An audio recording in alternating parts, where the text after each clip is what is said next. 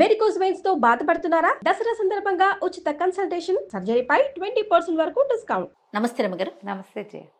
రమ్మగారు, మనకి చాణక్య నీతిలో కొన్ని చెప్తా ఉంటారు ఆయన. మంచి మంచి శ్లోకాలు కదండి. ఎంత కష్టం వచ్చినా కొన్ని విషయాలను మాత్రం ఇతరులకి చెప్పకూడదు. కొన్ని రహస్యాల్ని మన దగ్గరే ఉంచుకోవాలి. ఏంటవి? అసలు చాణక్యుల వారు ఏం చెప్పారు?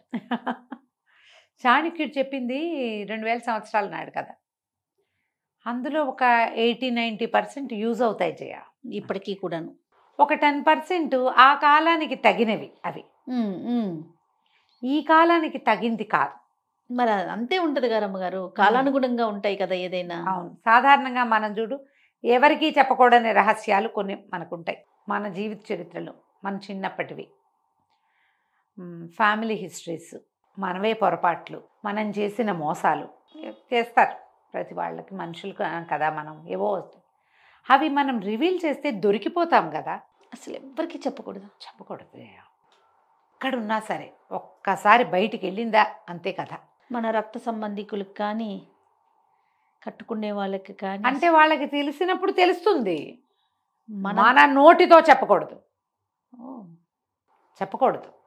ఇప్పుడు కూడా ఇప్పుడు మనం చూడు, ఈ పెళ్ళిళ్ళు వాటిలలో వ్యవహారాల్లో ఒకళ్ళ సంగతులు ఒకళ్ళు భార్యాభర్తలు చెప్పేసుకోవటం ఎంత పెక్కి ఊర్లైపోతాయి చేయాలి. ఎన్ని కేసులు హ్యాండిల్ చేస్తున్నారు రమ్మగారు మీరు కదా. రహస్యం చెప్పేసి దొరికిపోవటం అది చెప్పకూడదమ్మా. వాటిని ఇప్పుడు జరిగిపోయిన దాన్ని మనం ఎలాగో మార్చలేం. మోసం చేయటమా అంటావు, వెంటనే నీకు ఆ క్వశ్చన్ ఉంటుంటుంది. మోసం చేయొచ్చా అంటావు. మోసం కాదు అది. దీన్ని మోసంగా భావించద్దు. ఎప్పుడో జరిగింది ఏదో విషయం.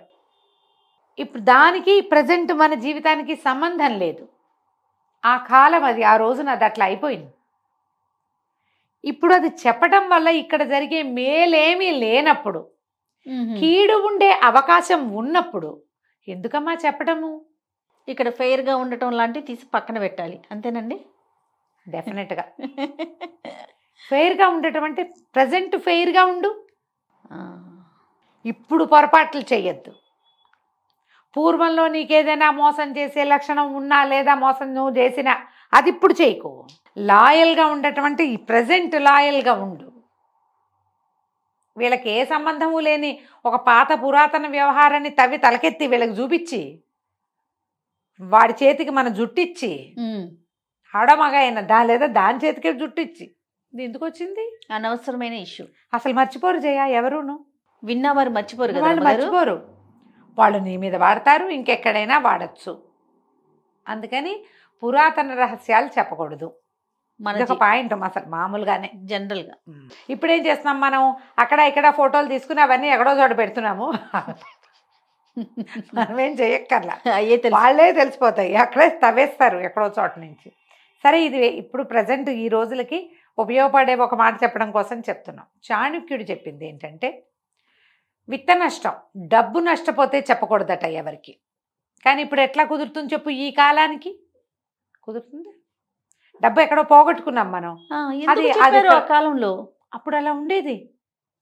నాకు ధన నష్టం వచ్చింది, వీడెవడో నన్ను మోసం చేశాడు అనేది రివీల్ చేయకూడదు. ఓకే. బహుశా అందరూ దాన్ని చులకగా తీసుకుంటారు. వీడు మోసపోతాడని. వీడు మోసపోతాడు కాబట్టి ఇట్లా వ్యాపారంలో నష్టపోయి వచ్చినా కూడా ఆ ఊళ్ళో నేను నష్టపోయాను అని చెప్పకూడదట. ఈ ఊళ్ళో ఆ కాలంలో చెప్పబడింది అది. విత్త నష్టం చెప్పకూడదా? రెండోది మనస్తాపం. మనకి చాలా తీవ్రమైన బాధ ఉంది లోపల, దాన్ని కూడా రివీల్ చేయొద్దంటారు. మనసులోనే ఉంచుకోవాలి. దీనివల్లైనా మనకి అసన్ఘాతంలాగా లోపల తగిలేస్తుంది దెబ్బ. అవమానం అలాంటి పాటి చెప్పకూడదు. ఫలానా చోట ఇలా జరిగింది, వాళ్ళు నన్ను ఇలా అన్నారు, నాకు అది చాలా బాధ కలిగింది, అవి చెప్పొద్దంటారు. చెప్పకూడదట. ఎందుకు చెప్పకూడదో డిస్కస్ చేద్దాం దాని మీద. మనం ఆయన చెప్పిన వాక్యాలు చెప్తున్నాం. తర్వాత గృహిణ్యాహ చరితం, నీ భార్య యొక్క చరిత్ర ఇతరులకి చెప్పద్దు. ఇప్పుడు అలా ఉందమ్మా లోకం? లేదు. అంటే దీన్ని బట్టి చాణక్యుల వారు చెప్పింది పాపం మనకి ఈ రోజుకి యూజ్ అవట్లా నో. కానీ నేను చెప్తా దాని మీద కూడా నీకు. ఓకే, అయిందా? అక్కడి నుంచి ఎవరైనా నీచులు, దుర్మార్గులు, వాడెవడో క్వాలిటీ లేనివాడు, ఏమన్నాడు, క్యారెక్టర్లెస్, వాడు వాళ్ళ గురించి వీళ్ళ గురించి చెప్తాడు ఏవైనా నీకు. అది కూడా నువ్వెవరికి చెప్పద్దు. నువ్వు ఏదైనా ఒక విషయం ఒకళ్ళ దగ్గర నుంచి తెలుసుకుంటే వాడి చరిత్రని బట్టి నీ రివీలింగ్ ఉండాలి. వాడు ఒట్టి వేస్ట్ ఫెలో, దౌర్భాగ్యుడు, ఆనాకానికి కొరగాని వాడు ఏ రహస్యం చెప్పినా సరే దాన్ని నువ్వు చెప్పద్దు బయటికి. వాడు అవతల మాట విషయం చెప్పిన వాడు ఉత్తమ కుల సంజాతుడు అని రాస్తారు. ఉత్తమ కుల సంజాతుడు అంటే కులం అనకూడదమ్మా, దాన్ని పదాలు అవి ఉంటాయి. కానీ వాడు మంచివాడు, గుడ్ క్యారెక్టర్, వాడు అబద్ధాలు చెప్పడు, టాలటోలీగా ఏవో దొంగ మాటలు చెప్పే రకం కాదు వాడు. అప్పుడు ఆ విషయాన్ని నువ్వు ఎవరికైనా చెప్పచ్చు. అంతేగాని నువ్వు ఎక్కడో చిన్న చిన్న సందుల్లో గొంతుల్లో అక్కర్లేని మాటలు తెలుసుకుని కొంతమంది కుళ్ళు బుద్ధితోటి కూడా మాట్లాడతారు. వాడి బుద్ధి తెలిసి నువ్వు ఆ రహస్యాన్ని చెప్పాలి. ఓకే. ఇప్పుడు మనకి గాసిపింగ్ చేస్తారా? అవునవును. మనం చెప్పుకుంటాం కదా, అభిజ్ఞ వర్గాల ద్వారా తెలిస్తేనే రివీల్ చేయాలి. ఏదో రకంగా గాసిప్ అయితే మనం చెప్పచ్చా? చెప్పకూడదు కదా. గాసిప్స్ని మనం పెంచకూడదు. అది కరెక్ట్గా సరైనది విశ్వసనీయ సమాచారం అయితేనే దాన్ని నువ్వు రివీల్ చేయాలి. లేదా నువ్వు గనక మాట్లాడేస్తే నీ క్యారెక్టర్ పోతుంది. ఇక్కడ చెప్పకూడదు అది కూడా. ఓకే, ఇది పాయింట్ కరెక్ట్గా ఉంది కదా. ఇది బాగుంది. తర్వాత అవమానాన్ని ఇతరులకి చెప్పకూడదు. నువ్వు ఎక్కడైనా అవమాన పడతావు, పరువు తగ్గిపోతుంది, అది కూడా రివీల్ చేయకూడదు. బాగుందిగా. నువ్వు మోసం చేయబడినా, అవమానింపబడినా, నీ డబ్బు నష్టపోయినా, భార్య గురించి, నీ భార్య గురించి, తర్వాత ఆ విశ్వసనీయమైన సమాచారం కానప్పుడు ఈ 5 రకాలలోనూ నువ్వు రహస్యాలు ఎవ్వరికీ చెప్పద్దు, ఎట్టి పరిస్థితుల్లోనూ చెప్పకూడదు. ఇప్పుడు మనం ఫస్ట్ పాయింట్కి వద్దాం. డబ్బులు పోగొట్టుకుంటే చెప్పద్దు. ప్యాకెట్లో పోగొట్టుకున్నావు, చెప్పకు. ఎక్కడో బెట్టు కట్టావు, చెప్పకు. కోళ్ళ పందాల్లో పోగొట్టుకున్నావు, చెప్పద్దు. ఇప్పుడు వచ్చినాయి కదా సైబర్ క్రైములు. రమ్మగారు చెప్పకపోతే అది కంటిన్యూ అవుతుంది కదండి. చెప్తేనే కదా నలుగురు మీలాంటి వాళ్ళు అసలు అదేం పనిరానైనా పేకాటలేంటి, కోళ్ళ లేదా బెట్టింగ్లు ఏంటి అని తిడితే కదా వారు ఆగేది. చెప్పకుండా దాచేసుకుంటే ఎట్లాగా చెప్పండి. పాయింట్ అది కాదు. ఏమిటి, ఎవడైనా బుద్ధి చెప్పించుకోవడానికి చెప్తాడమ్మా రహస్యము? నువ్వు చెప్పు. బుద్ధి నాకు నా దగ్గర 10,000 ఉండేవి, నేను బెట్టింగ్లో పోగొట్టుకున్నానంటే నాకు చెప్పావు. నాకు చెప్తే నేను తిడతానని నీకు తెలీదా? తెలుసు. తిట్టించుకోవచ్చు కదా. నువ్వు తిట్టించుకోకు, నువ్వు ఆ పని చెయ్యి, అది కంటిన్యూ చేయమని చెప్పలేదుగా. ఎస్ అది కరెక్టే. నేనేమంటున్నాను, కనీసం ఇప్పుడు ఒకరికో ముగ్గురికో నలుగురికో చెప్తే ఎవరైనా తిడితే బుద్ధి వస్తుంది కదా. అలా చెప్తే ఎవరైనా తిడితే నాకు బుద్ధి వస్తుంది అని ఎవడైనా అనుకుంటాడా? అనుకోడు. ఆకలేసి ఎవరికైనా ఆకలిస్తుందని చెప్తే అన్నం పెడతారు. అంతేగాని నేను చేసింది వెధవ పని, నేను డబ్బులు పోగొట్టుకున్నాను అని చెప్తే నీ క్యారెక్టర్ ఏమవుతుంది? మైనస్ అయిపోతుంది, మొత్తం పోతుంది, మొత్తం పోతుంది. కాబట్టి నువ్వు డబ్బు పోగొట్టుకున్నది ఇది నీ తెలివి తక్కువ వల్ల, నీ చాతకాంతానం వల్ల, నీ అసమర్థత వల్ల, నీ చెయ్యకూడని పనులు చేసే నీ గుణం వల్ల నువ్వు పోగొట్టుకుంటే చెప్పద్దు. అదే నువ్వు నీ క్రెడిట్ కార్డు ఎవడో కొట్టేశాడు చెప్పిసావు, అవి చెప్పుకోవాలి. ఇవి లేవుగా ఆనాడు. అదేలేండి, ఆ రోజున ఇవి లేవు, మోసాలు ఉన్నాయి. మోసం, ఆ మోసగింపబడితే చెప్పకూడదు, అవమానింపబడితే చెప్పకూడదు. ఏమంటారు, వాడి చేతిలో పోయావు, మా దగ్గర వేషాలు ఇస్తావా అంటారు. వీటిలలో నీ క్యారెక్టర్ పోతుంది. అదేలే, నువ్వు జాగ్రత్త పడు. ఇతరులకు డబ్బులు ఇవ్వకుండా జాగ్రత్త పడు. ఎక్కడైనా అప్పులు చేయకుండా జాగ్రత్త పడు. ఈ బెట్టింగ్లో విట్టింగ్లో ఏవో చేస్తావు, ఏవి చేయకు కదా. మనస్తాపం ఒకటి నీకు చాలా కష్టంతో వచ్చింది, అది కనుక ఎవరికైనా చెప్పావా దాని మీదే తగ్గదు. ఇప్పుడు నాకు ఇక్కడ బుల్లెట్ తగిలింది అని నేను చెప్తే వాడు మొదటి దెబ్బ ఇక్కడే కొడతాడు. అంతేగా. నువ్వు మీరు సినిమా ఫైటింగుల్లో చూడండి, ఎక్కడ దెబ్బ తగిలిందో దాని మీద బిస్కే బిస్కే. మనకి తగిలిన దెబ్బని చూపించామా అది లూప్ హోల్ అయిపోతుంది. ఆ రహస్యాలు చెప్పకూడదు. ఓకే, చెప్తా ఒక కథ. ఎవరిది ఇది? నాకు బాగా గుర్తున్నంత వరకు బమిడిపాటి రామగోపాలం గారిదని నేను నమ్ముతున్నా. భరాగో కథల్లోనే ఉన్నట్టుంది. ఈయన ఒక ఆయన ఫ్రెండ్ ఇంటికి పండగకి వెళ్తాడు. భార్యకి చెప్తాడు, ఆ పండగలో వాళ్ళు ఎంత బాగా చూశారు, ఎన్ని పదార్థాలు తినిపించారు, ఎంత అద్భుతంగా మంచి శంకుమార్కు లుంగి కట్టించారు, ఎంత సూపర్గా జరిగిందో చెప్తాడమ్మా భార్యకి. ఆవిడ పోనీలేండి పండక్కి మీకు అన్నీ చక్కగా జరిగినాయి, పండక్కి చక్కగా తలంటి పోసుకున్నారు, చక్కగా సేవ తిన్నారు, ఇక్కడ ఏమున్నాయి, ఇక్కడ ఏం లేవు, మన మీ ఫ్రెండ్ మిమ్మల్ని ఎంతో బాగా చూశాడని సంతోషిస్తుంది. రెండో రోజు సాయంత్రమో మూడో రోజు పొద్దునో తెలుస్తుంది ఈయన ట్రైన్ ఎక్కితే ఆయన బ్యాగు పర్సు ఎవరో కొట్టేశారని. అసలు జరిగింది అది. ఆయన రైల్వే స్టేషన్లో ఉండి చివరికి భార్యకి తెలియకుండా ఎలాగో ₹1 సంపాదించి ఇంటికి వచ్చాడని తర్వాత తెలుస్తుంది. ఆయన ఏమంటాడు, ఎందుకండి ఇలా చెప్పారు, ఇంత బాధపడ్డారు, నాతో చెప్పలేదు మీరు అని అడుగుతుంది. అడిగితే ఆయన అంటాడు, అవునే ఏదో నేను అవి చేశాను ఇవి చేసా హాయిగా హ్యాపీగా ఉన్నాను ఠింగు రంగామని ఉన్నానంటే నువ్వు ఎంత సంతోషించావు. అందుకని అలా చెప్పాను. ఇప్పుడు చూడు దీనివల్ల నీకు దుఃఖం వచ్చింది. నేనే ఇంత కష్టపడ్డానని పండగ పూట నువ్వు ఇక్కడ అప్పచ్చులు వండుకుని తింటే నేను రైల్వే ప్లాట్ఫారం మీద ఇడ్లీలు కొనుక్కు తిన్నానంటే నీకు ఎంత కష్టంగా ఉంటుంది. అందుకే చెప్పలేదు. బాగుంది ఈ కథ చూడు. అసలు అది ఎన్నిసార్లు చదివిన రామగోపాలం గారిదే నాకు జ్ఞాపకం ఉన్నంత వరకు అలాగే ఉంది. ఒకవేళ కాకపోతే పైఠకులు నన్ను క్షమించండి, నాకు అలాగే గుర్తుంది. మరి ఆ పుస్తకంలోదే అని.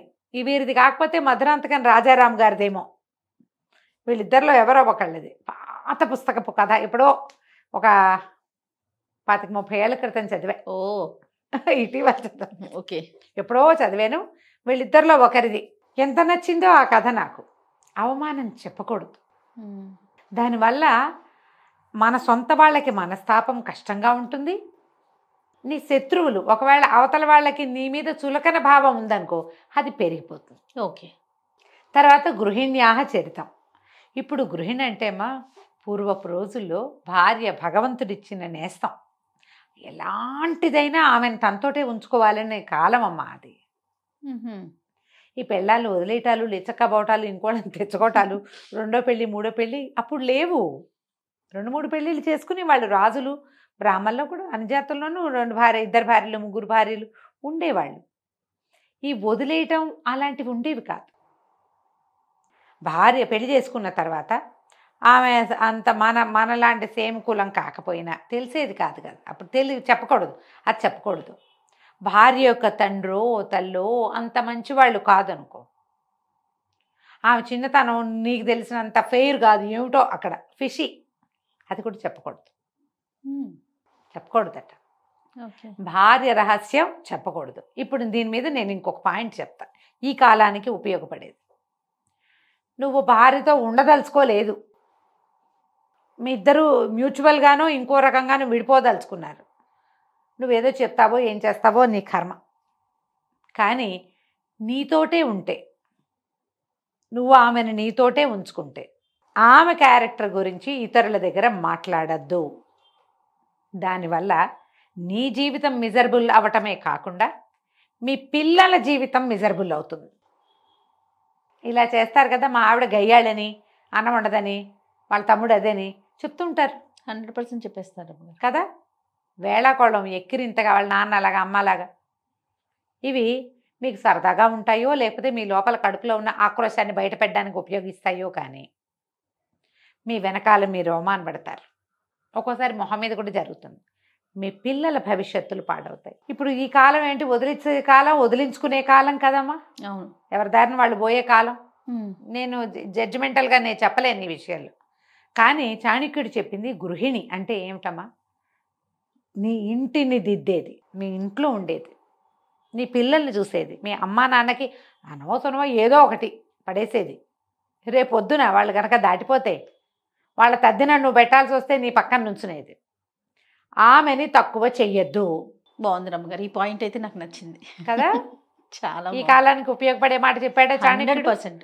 మొదట విన్నప్పుడు మనకు నచ్చలా. అవును, కానీ ఎంత అవసరం అమ్మా ఇది. చాలా అవసరం. భార్యల్ని చులకన చేయటం, చిన్నబుచ్చటం, నలుగురిలో అవమానపరచటం, ఆమె ఫ్యామిలీను వాళ్ళను తక్కువ చేసేయటం, మీ బాబు మీ అమ్మ అంటాం. ఆమెను తక్కువ చేస్తే ఆవిడ తక్కువ అవ్వదు నాయన, మీరే తక్కువ అవుతారు. ఆ అవమానం మీది. ఆమె సరైంది కాదు, పోనీ మీ సరైనతనం చూపించాలిగా మీరు. అంతేగా, మన సరైనతనం ఒకటి ఉంది కదా. ఎలా ఉన్నా భార్య ఉంచుకోవాలి, బాగా ఉంచుకోండి, మర్యాదగా గౌరవంగా. క్యారెక్టర్ అసాసినేషన్కి దిగద్దు. ఓకే, ఈ పాయింట్ బాగుంది కదా, చాలా క్లియర్గా. ఇక తర్వాత మనం మనస్తాపాలు ఇతరులకి చెప్పకూడదు, అవమానపడింది చెప్పకూడదు. దానివల్ల ఏమవుతామంటే చులకనైపోతాం. ఇప్పుడు మనకి ఇంకొకటి వచ్చింది, ఈ కాలపు అమెండ్మెంట్ చెప్తాను. అది కూడా అప్పటి కాలంలో మనకి మానసిక సమస్యలు ఎవరైనా మన సమస్యను విశ్లేషించి ఇది చెయ్యి ఇలా చెయ్యి అని చెప్పే కాలం కాదు. కానీ ఇప్పుడు ఆ కాలం ఇది. మీరు వైద్యుడి దగ్గర మనస్సుని తెరవండి. ఒక థెరపిస్ట్ దగ్గర కూర్చుంటే, ఒక Open గా. సైకాలజిస్ట్ దగ్గర కూర్చుంటే, మనం అవమానపడింది చెప్పకూడదని దాచుకోకండి. ఆ చిన్నప్పటివి సూక్ష్మాలు లోపల గుచ్చుకుని ఉంటాయి కదా, మనశ్శల్యం అంటారు. అది లోపల ఉండిపోతే మీరు ఆరోగ్యంగా ఉండరు. అక్కడ మాత్రం మీరు రివీల్ చేయాలి ఈ కాలంలో. ఓకే. చిన్నప్పటి ఇబ్బందులు, ఏవో అబ్యూజివ్ థింగ్స్, చిన్నప్పుడు మీరు ఇతరుల దగ్గర నుంచి ఎదుర్కొన్నటువంటి ఆ చిన్నతనపు బాధలు, వీటిని షేర్ చేయటం వల్ల ఏమవుతుందంటే లోపల నుంచి ముళ్ళు తీసి బయటపడేసినట్టే. దానివల్ల మీరు ఇలా ఉన్నారు అనేది మీకు అర్థమవుతుంది. దాన్ని వదిలించుకుంటే మనం బాగుంటామని తెలుస్తుంది. ఆ అంతఃశల్యాలని ఒక థెరపిస్ట్ దగ్గర, ఒక సైకాలజిస్ట్ దగ్గర, ఇంకొక ప్లస్ పాయింట్ చెప్తా, హోమియో డాక్టర్ దగ్గర మీరు రివీల్ చేయొచ్చు. ఎందుకంటే సైకోసమాటిక్గా పనిచేస్తాయి ఆ మందులు కాబట్టి. ఏదో ఒక తీవ్రమైంది మీకు ఇప్పుడు డిప్రెషన్ ఎదుర్కొంటున్నారు, ఏదో ఇబ్బంది పడుతున్నారు, డాక్టర్ దగ్గరికి వెళ్తారు. ఇది చిన్నప్పటి నుంచి ఇలాంటిది ఉందండి, మా చిన్నప్పుడు ఇలా ఒకటి జరిగింది, దానివల్ల నాకు బాధగా ఉంటుంది, అప్పటి నుంచి నాకు ఈ భయం ఉండిపోయింది చెప్పాలిగా. చెప్పాలి. రివీల్ చేస్తే దానికి సరిపడా మందు పడుతుంది. రివీల్ చేస్తే దానికి సరిపడా ప్రతిక్రియ మీరు ఇప్పుడు ఎలా ఆలోచించాలో మీకు చెప్పబడు. ఓకే. కాబట్టి వీళ్ళకి చెప్పండి, ప్రజలతో పంచుకోకండి వాటిని. దానివల్ల మీకు కొత్త అవమానాలు, కొత్త ఇబ్బందులు వస్తాయి. కాబట్టి ఈ రహస్యాలని ఇంత మటుకు ఉంచుకోండి. చాణక్యుడు చెప్పిన మాటని మనం ఈ రోజులకు సరిపడా సరిపెట్టుకుంటున్నాం. అంతే. మీరు ఆలోచించుకుని మీ సొంతానికి కూడా సరిపెట్టుకోవచ్చు. రైట్. నమస్తే. నమస్తే జీ.